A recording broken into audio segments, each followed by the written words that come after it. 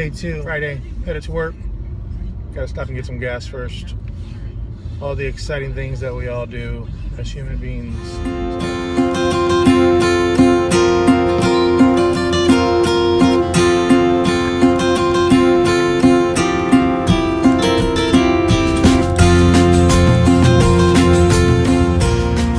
Hopefully you enjoyed the first video. Hopefully they get better as I move along. Day 2.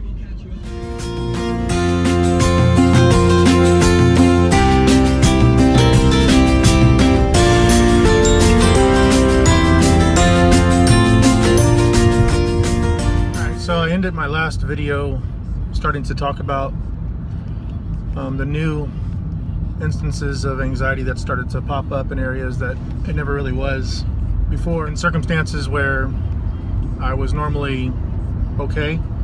I'm around people and things like that. I've always been a little nervous and kind of an introvert when I get around people I don't know that well. But I started noticing that people I'd been around for years, I was suddenly embarrassed easily. I could feel myself turning red. I would start to sweat mid-conversation with someone that I'd talked to 100 times. And then it turned into where I was, if I knew there was a meeting coming up, that I was going to have to share something or talk about something, or the potential to talk about something, I would actually start feeling sick a couple of days beforehand. And even to the point to where sometimes I would, let's say I was at work, I would plan on being at work late, so I'd miss the meeting. I've had some times where I've gone out after work to have a drink or something with friends, and I found myself having the same type of feelings, sometimes uncontrollably. And so again, it was a situation to where it wasn't really, had nothing to do with death or fearing the worst. It was, I was getting nervous and anxious around people I knew.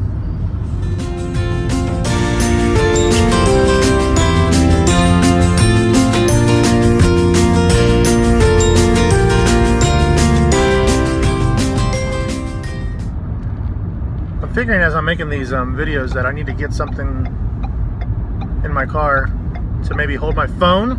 Right now it's by my speedometer. I don't know if you can see anything but my eyebrows, but I'll figure this out. So I was starting to get anxious around situations that I wasn't used to.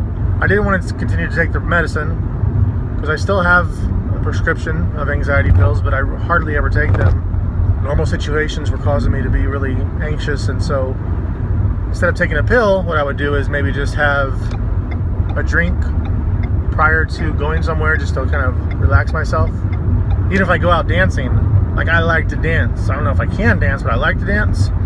But to be able to go from the table to the dance floor, this guy needs a drink or two. But I need something to kind of take that edge off to relax me, and then I can have a good time. So that was turning into just normal go hang out with, I had to have a drink or take a pill to do something.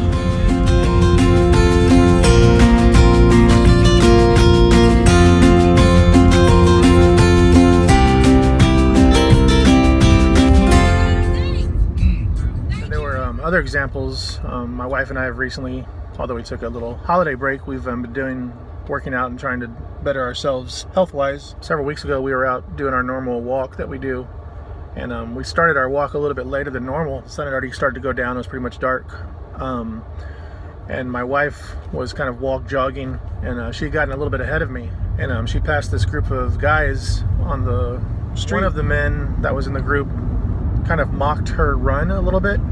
I was still maybe half block behind. So that worst case scenario kicked in, and so as I was walking, I could feel my chest getting a little bit tighter because I'm thinking they're gonna follow us home, they're gonna wait till we fall asleep, they're gonna break in. And so I passed that group of men, kept going, and then I was looking down as I was rounding the corner, the last corner to get to our house, and then out of my peripheral, I looked up and there was another young man walking directly towards me. He was walking across the street, and most people, at least in my normal mindset, walk straight across, but he was walking at an angle to where we were about to meet at one point. He walked so close to me, which there was no one else on the sidewalk or the street, but almost to where our sleeves of our t-shirts touched, and then he kept going on past me. That night, I started having really bad chest pains. I took one of the pills. The next morning, into the entire day, I was struggling with chest pains and pressure in my shoulders and things like that. It wasn't until later that next day that I stopped to kind of think back of what took place, what happened, and I was able to pinpoint it, that all the chest pain and things started after that moment. And that's usually what happens when I start experiencing chest pains. I'm able to kind of backtrack it to some pivotal moment that something changed. It used to be something major. My son has to go to the ER. Now it's come down to there was somebody walking across the street that made me nervous. So it's not a fun situation to be in, and it kind of disrupts my life.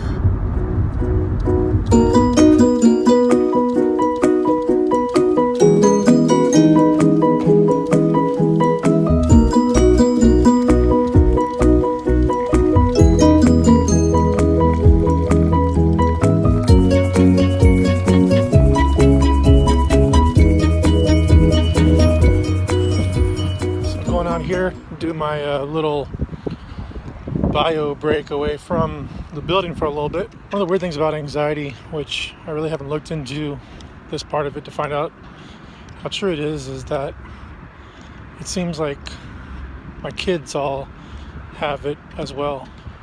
And I don't know how early you can diagnose. It's just weird that they feel the same way. They have those same struggles. I assume it's maybe for the same reasons.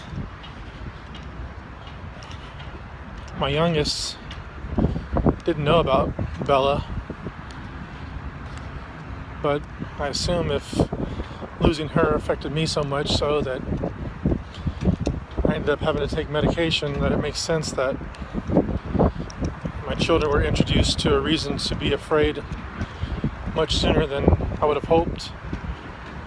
It's hard not to feel guilty about that, like it's your fault.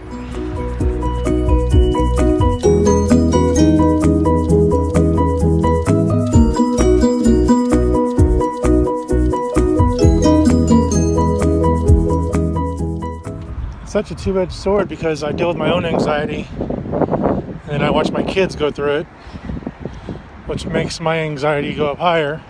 And so it's almost like even when I'm not necessarily having to fight it, I'm always in a battle with it because I'm either fighting it for myself or I'm fighting it for my kids, and that's a hard part. Even my youngest, who's barely 7 years old, struggles with anxiety. That's the part that hurts.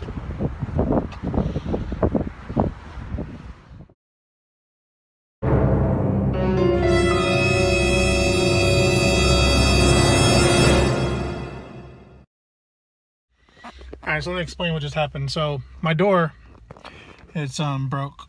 It doesn't open. So usually I have to roll down my window.